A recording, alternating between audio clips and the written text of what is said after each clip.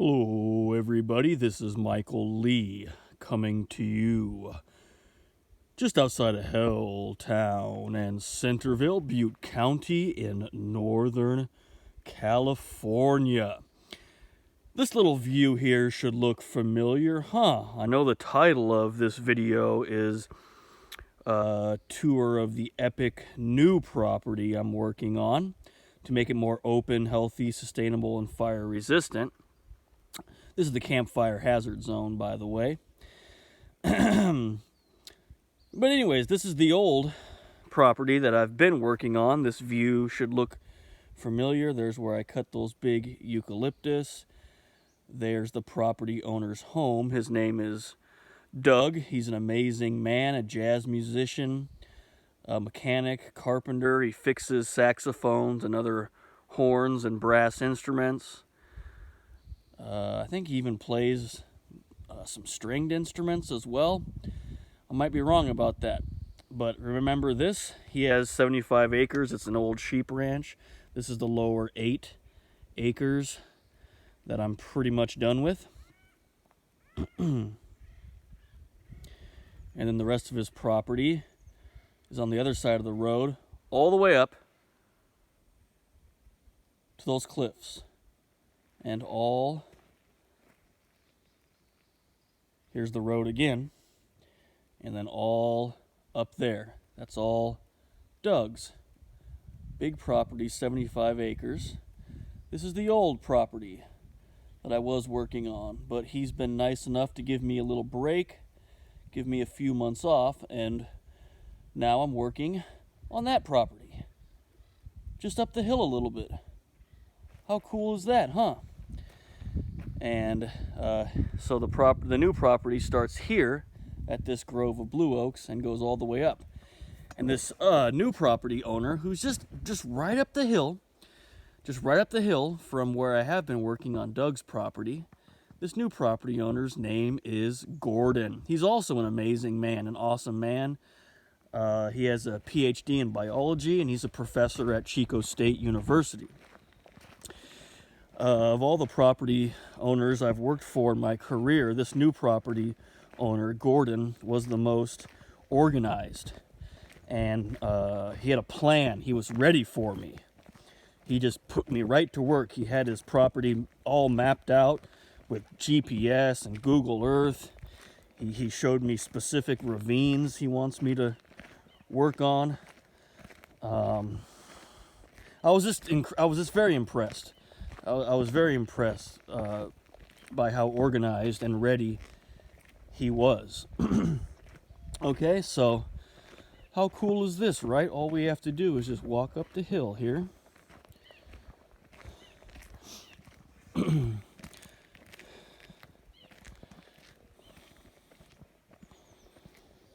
See how the view is starting to open up? We're in Butte Creek Canyon. Locals call this kind of the local Grand Canyon, our little Grand Canyon.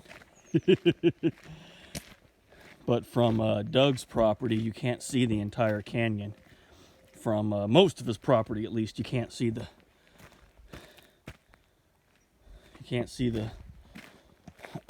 full canyon. Look at this blue oak. This is one of the most amazing blue oaks I've ever seen in my life. Has these neat, I think these are sandstone or some type of lava rock, maybe. Lava rock. Igneous rock. It's not sandstone. And then blue oak. Massive heritage blue oak. Look at this tree. Isn't it amazing? One of the most amazing and one of the biggest blue oaks I've ever seen. Second place is at Maidu Park in Roseville in Placer County. And that one's trunk is actually bigger than this one, but this one's got some amazing branches. The canopy is just phenomenal, going halfway across the road. Okay, and you can see the view starting to open up.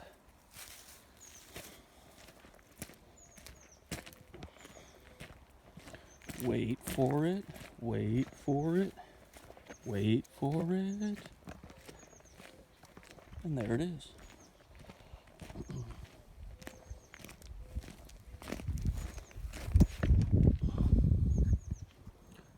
I'm standing on top of a rock now. Beautiful view, huh? It's almost so beautiful it's like not real. Unbelievable.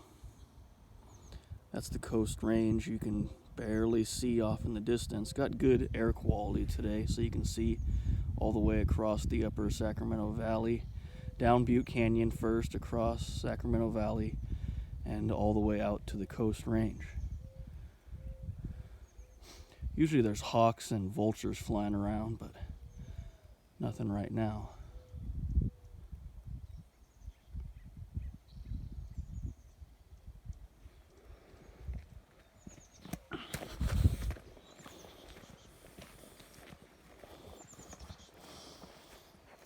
This is another beautiful heritage blue oak. Remember, 85% of the heritage oaks in California are gone. So it's really important that what's left is preserved. Look at how massive that trunk is. I mean, just one of these branches is the size of a regular tree.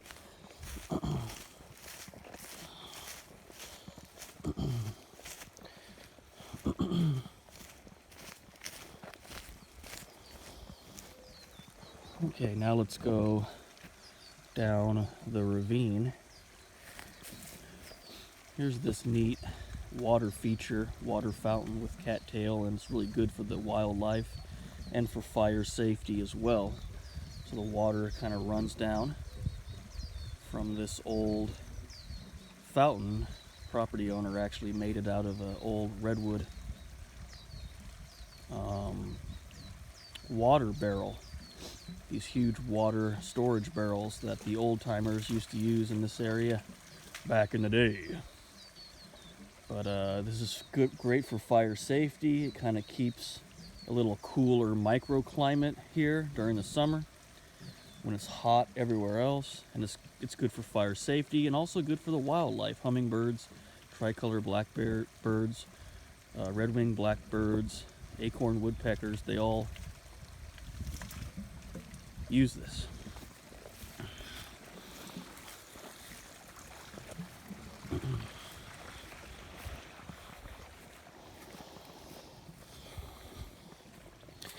Now we can start to see the ravine opening up, and this is where I've been working for the most part, is in this ravine.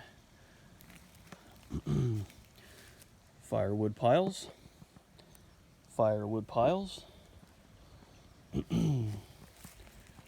brush pile,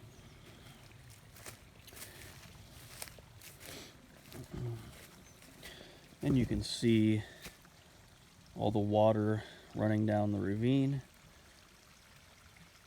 from that awesome fountain. Beautiful, huh? Absolutely beautiful. Now, another thing that amazed me about this property owner and his land is how healthy it was. He had already worked a lot on fostering the growth of California native plants like the California grapevine, Brodea bulb, blue dick, sweet peas, California poppies, deer grass, all the bunch grasses, iris, California mint. I'm drawing a blank, but lots of California native plants on this property. Very impressive. And not very many, or I should say significantly less, non-native invasive plants compared to the other properties I've been working on. Like, for example, Doug's property, covered in noxious weeds, you know, foxtail, the invasive, horrible, flammable stuff, foxtail, Medusa head, goat's beard. He had a lot of Himalayan blackberry, which is thorny. But this new property, not so bad. The only thing that's out of control, non-native, invasive, flammable plant species here is the witch's broom, French broom, the broom. That's it. Everything else is under control. So another brush pile. You can see it's the summer here in Northern California. We're not allowed to burn our brush piles. So I just kind of save them up, and every couple days I use my chainsaw and I cut everything up into small pieces and then stomp it down. So it's only a few inches off the dirt, and then that's where it rests until we're allowed to burn again in late fall.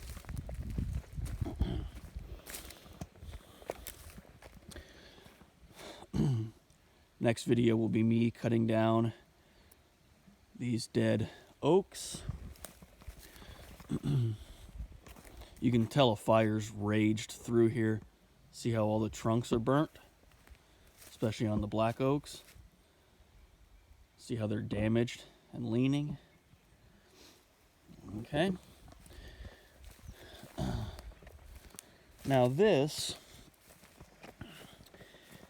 is something I'm really looking forward to. Oh, another thing is the property owner here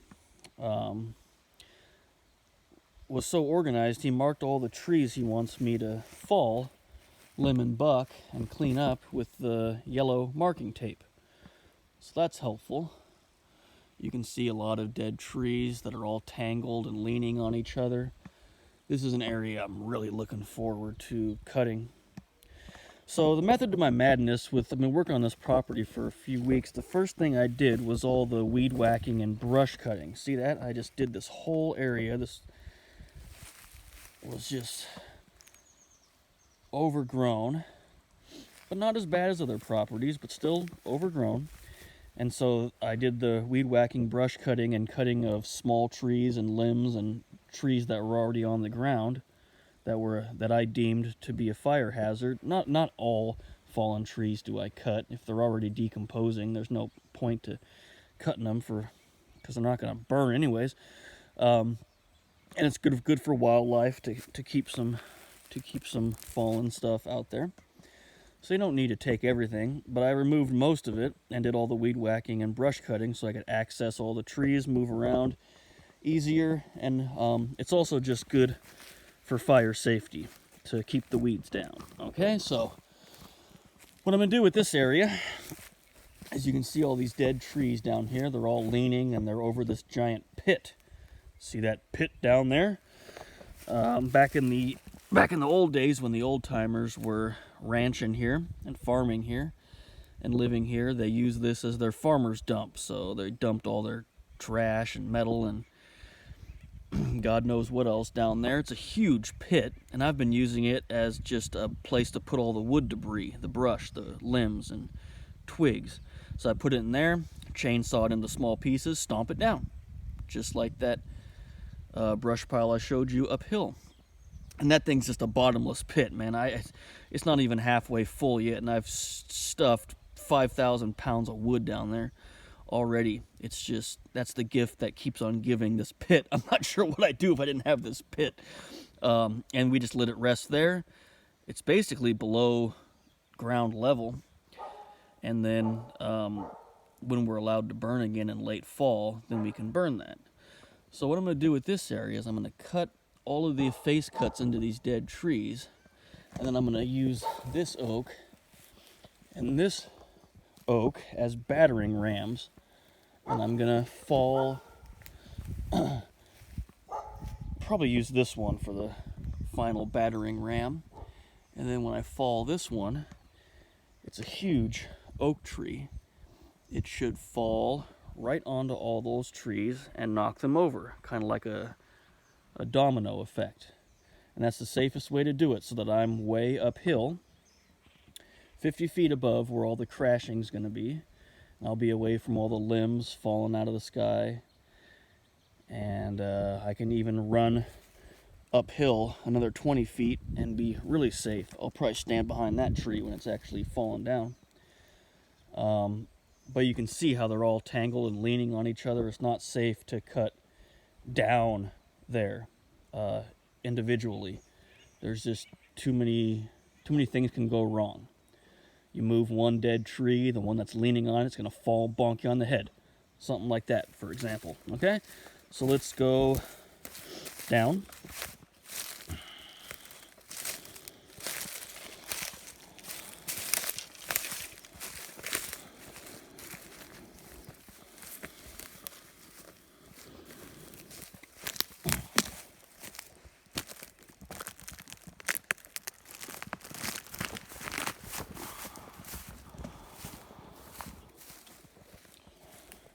Okay, here's the pit.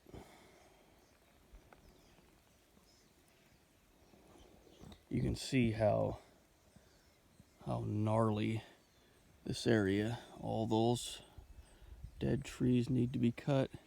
You can see how gnarly this area is. Look at all this craziness. Look at that.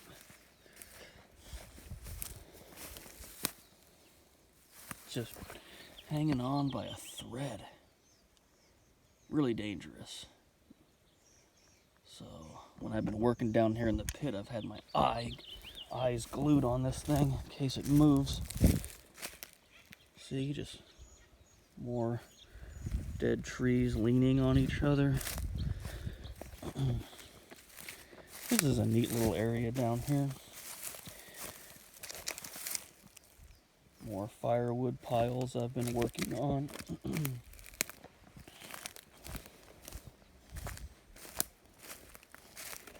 Western fence lizard.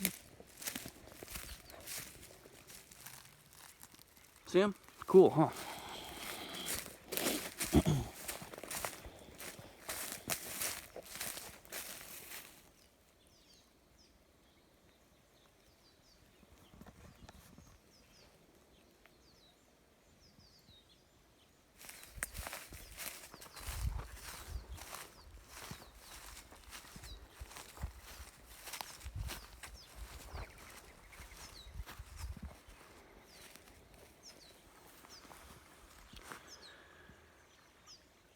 And then there's these large dead ponderosa pines that were damaged by the campfire. You can see how the trunks are burnt. But in my opinion, I don't think the campfire killed these trees. I think they were damaged by the campfire, and then the bark beetles is what killed them. Because if you walk up to the base of these trees, you can see all the little sawdust from the bark beetles boring into the wood. And another property I'm working on up here also has dead ponderosa pines that look exactly like this. They were first damaged by the campfire, and then the bark beetles finished the job and killed them. So you can see these are tall trees. These are probably 150 feet tall. All of these need to be removed. And there's a lot of them. There's a lot of them.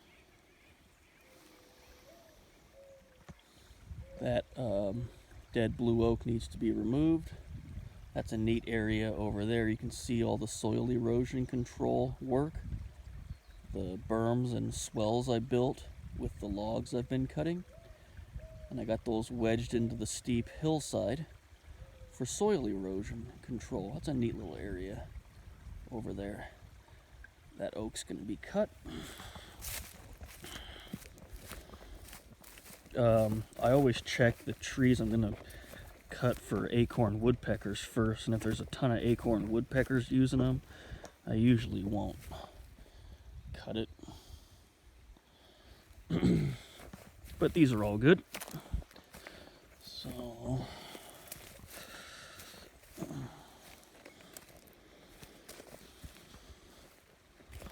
oh, this is kind of neat. So another thing that I do after I cut a tree down is I mushroom and cross the stump.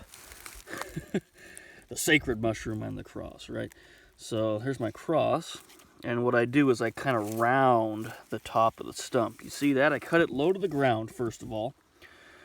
Make sure you don't get your chain in the dirt, because then you'll have to sharpen. But cut as low as you can and mushroom the top. See, it has a round top and looks pretty like a mushroom. And then you do a bore cut or a plunge cut. Start your bar here, and then once you're in, you plunge cut and go straight in with the tip of your bar, right? As low as you can. And then you do the same thing. Here's your bar coming in. You're in. Rotate with the tip of your bar. Plunge down for that bore cut. And put a cross in your mushroomed stump. When it rains, the rain goes into the cross and helps the stump decompose faster. Also, bugs can get in there and break it down faster. So don't just leave stumps sticking out of the dirt like sore thumbs.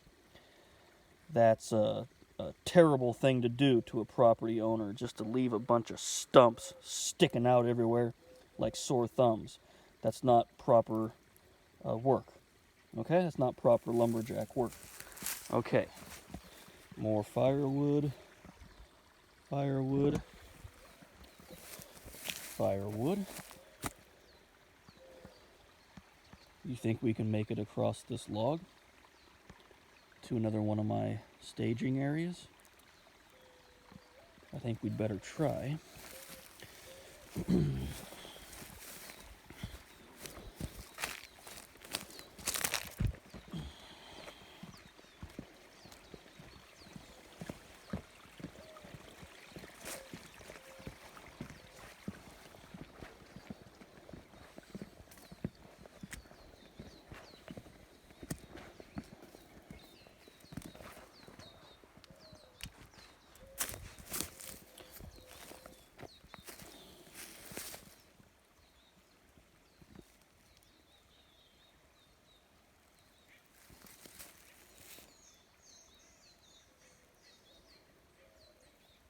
All that's got to come down because it's shoving over healthy live trees. When trees are leaning like this, they are classified also as ladder fuel, so they need to be removed. About 75% of my job is removing ladder fuels. Ladder fuels are what can carry the fire from the ground level. When the fire just burns near the dirt and just is burning weeds and grasses and small stuff, it's called a low intensity fire or a natural fire. But when it climbs up into the canopy and burns everything, that's called a catastrophic fire or an unnatural fire. And that's what we have in California nowadays, is catastrophic fire, because all the forests and woodlands choked with excessive fuel loads. That was caused by fire suppression and clear cutting and improper land management and land development. So anyways, removing of the ladder fuels is critically important, and that's about 75% of the work that I do. Only 25% of the work that I do is the glory work, right? The cutting down of big trees. When I do get to cut down a big tree, it's usually dead or sick or damaged or a hazard tree in some way. I don't cut big, healthy, strong trees because they're the most fire resistant. They're the thickest bark. It doesn't make any sense from a forestry perspective. So another firewood pile.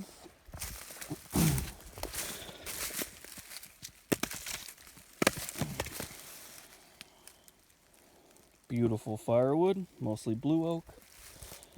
More soil erosion. Berms that I built. Look at that. Looks like a Civil War battlefield. I've never really looked at it from this angle before. It kind of looks like something that you'd see at like the Battle of Shiloh or something. This is where the Confederate forces were stationed behind this log. These logs are up. Let's walk over here since I'm talking about the soil erosion work that I did. Here's another mushroomed stump. See that?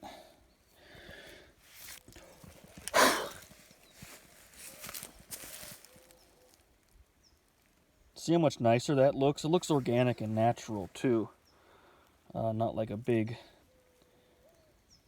stump sticking out of the earth. That doesn't look good. Okay? Western fence lizard, see it? It's gonna start doing push-ups.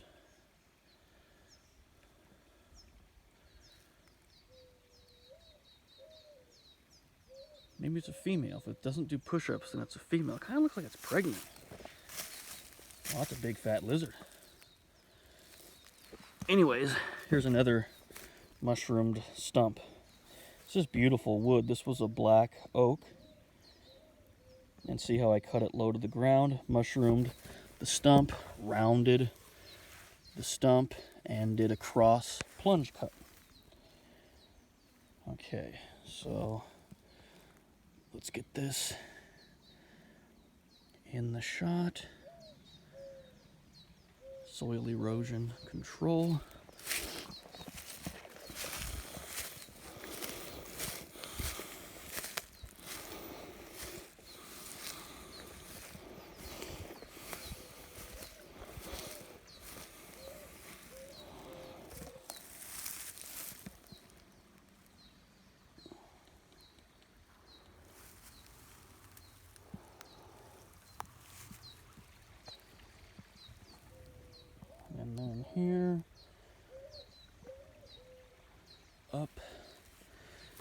Here's that oak that we're gonna cut.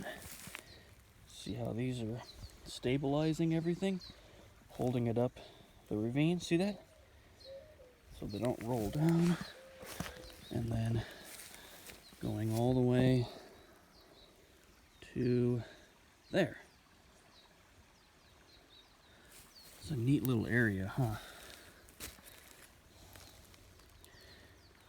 So there's another stabilizer. Neat, huh? So that's the soil erosion control work.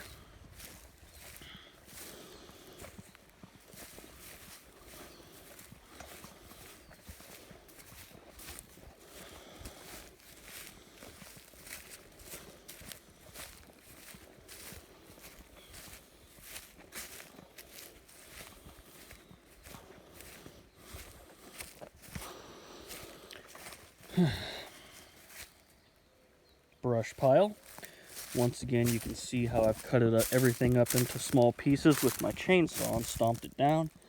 It's only a few inches off the dirt, and here it will rest until late fall when we're allowed to burn again. So this is a neat little area. This is where I made that video yesterday of making the firewood piles and pulling out the witch's broom. Here's the witch's broom. Still have a little bit more to do before this whole area is cleaned and ready for chainsaw work. But that broom's going to be pulled.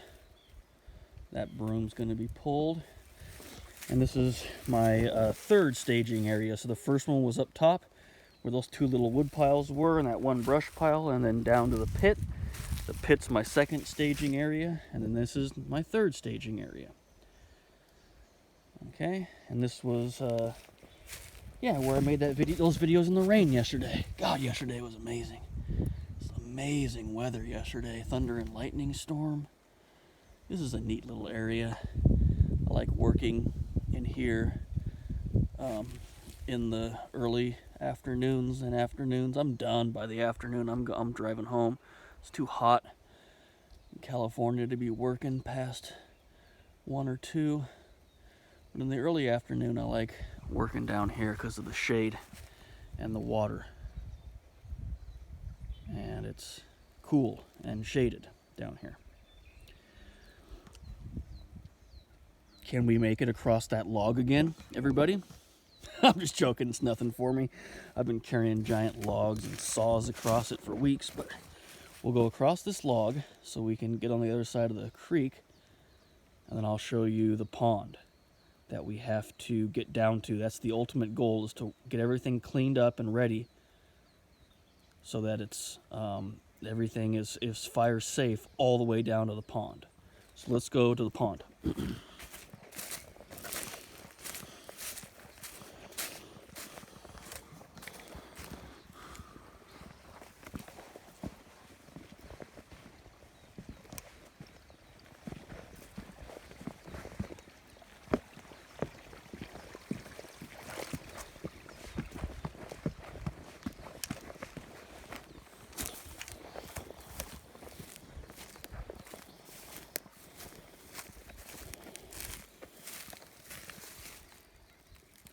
Here's a close-up of a ponderosa pine that got charred by the fire,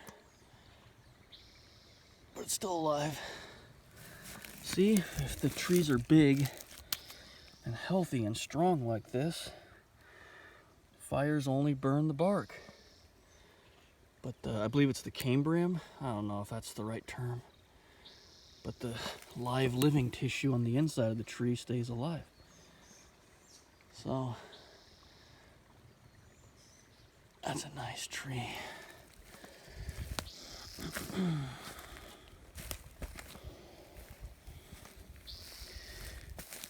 Again, look, you can see fire scars from the campfire on this trunk of this ponderosa pine, but fire scars are gone. Healthy live tree. Same with this one. See that? So as long as trees are big, strong, and healthy, I don't cut them because they're fire resistant. They just get burnt a little bit too much, or they just get burnt a little bit too much on their bark, but the rest of the tree is still alive. This one really got damaged by the campfire. So this one's dead and needs to be removed. God, I can see all the bark beetle holes from 10 feet away where I'm standing. See all those holes in here? Here, this will be good. Jeez, I never noticed this giant log right here. This is the first time I noticed this. This was a huge tree. And this was a foothill pine, actually. This is a different species of pine. This is a foothill pine. This log here. Oh, it looked like it fell after the fire. Okay. See all these holes in here? That's not from woodpeckers. That's bark beetles.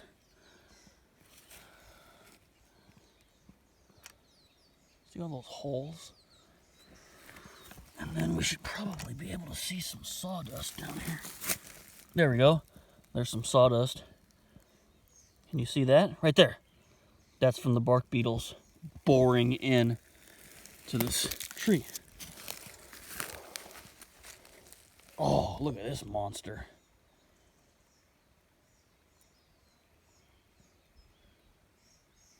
That's a monster. That's a beautiful tree. Wow. That may be the biggest ponderosa pine on this property.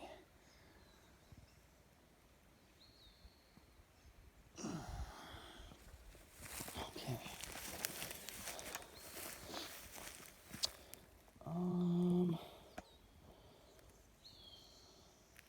Here we go. Let's go down the ravine. Here we go. Ravine. Going down. Watch out for poison oak, everybody. Everybody knows what poison oak looks like, right? I'll show you some. There it is. That's poison oak. 3 leaves. Light green, turning orange this time of year. Poison oak. Himalayan blackberry. California wild grape. Get your plants down, people. What's this? Quiz. Poison oak. All right. I'm going to keep quizzing you as we come down here, so you all better pay attention. What's that? Poison oak. All right. What's that?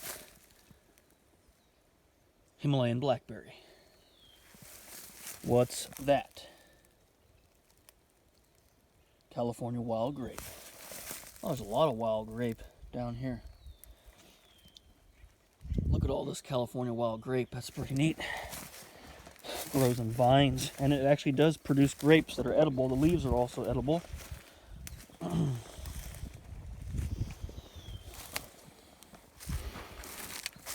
Quiz, what is this plant? You should know if you watched my videos from yesterday. Witch's broom. This is the nasty stuff. The stuff's horrible. So what you do is you find the base of it. See that? You just pull it out. You pull it out and you make sure to get the whole root. That's the only way to get rid of this stuff. Okay, so there's your witch's broom. Non-native, invasive, flammable species. Pull that stuff out. Ooh, a cedar. Look at that. That's a cedar tree. It looks terrible, but oh, this area is just a disaster. This area's got way too many small, sick hazard trees just growing right next to each other. I'm gonna have to clean up this area. This is the first time I've walked down here this far, by the way.